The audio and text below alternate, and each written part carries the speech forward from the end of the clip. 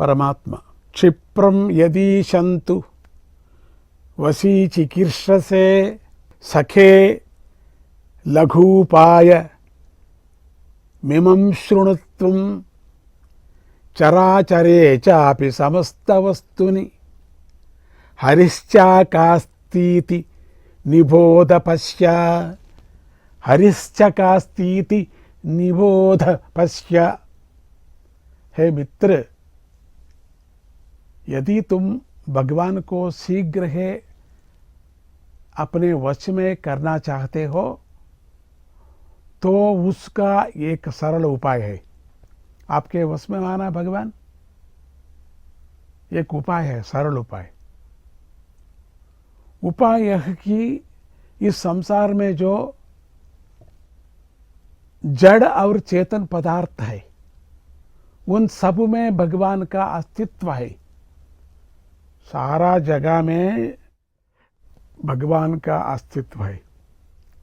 यह सच है कि भगवान को अपने वश में करने के लिए भक्ति मुख्य है, लेकिन भक्ति भाव मन से यह जानने का प्रयास करना चाहिए कि जड़ पदार्थों में और चेतन पदार्थों में भी भगवान प्रकाशमान है।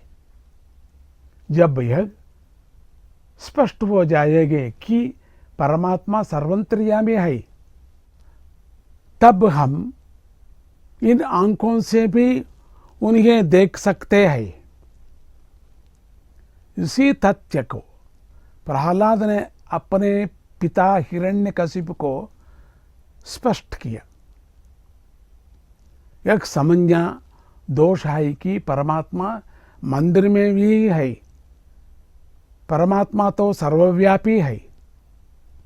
एक बार एक वृद्ध महाशय मंदिर में परमात्मा की मूर्ति के और पैर फैलाकर लेटा हुआ था। इसे देखकर नामदेव जी को बड़ा गुस्सा आया।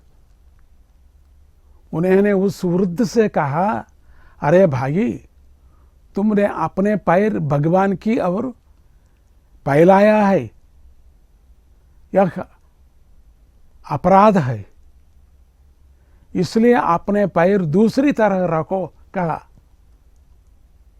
नामदेव की बात सुनकर उस वृद्ध ने नामदेव से कहा, मैं अपने पैर हिला नहीं सकता, मैं बूढ़ा हो गया, इसलिए बहुत मुश्किल है। कृपया आप ही मेरा पैर दूसरी ओर घुमाइए। यह बात सुनकर नामदेव जी ने उस वृद्ध के पैर दूसरी तरफ घुमाया। जैसे ही उन्होंने वृद्ध का पैर घुमाया, भगवान की मूर्ति भी उसी तरह घूम गया। इस प्रकार नामदेव जिस और वृद्ध का पैर घुमाने लगे, उस और भगवान की मूर्ति भी घूमने लगी। यह देखकर नामदेव को समझ में आया कि यह वृद्ध कोई महात्मा है। नामदेव को अपनी गलती का एहसास हुआ और उन्होंने महात्मा से क्षमा याचना की। बस उसी क्षण नामदेव जी को भगवान के दर्शन हुए। यदि भक्तिपूर्ण दृष्टि से देखे तो कण कण में भी परमात्मा की दर्शन कर सकता है। कितनी अच्छा है ये कथा।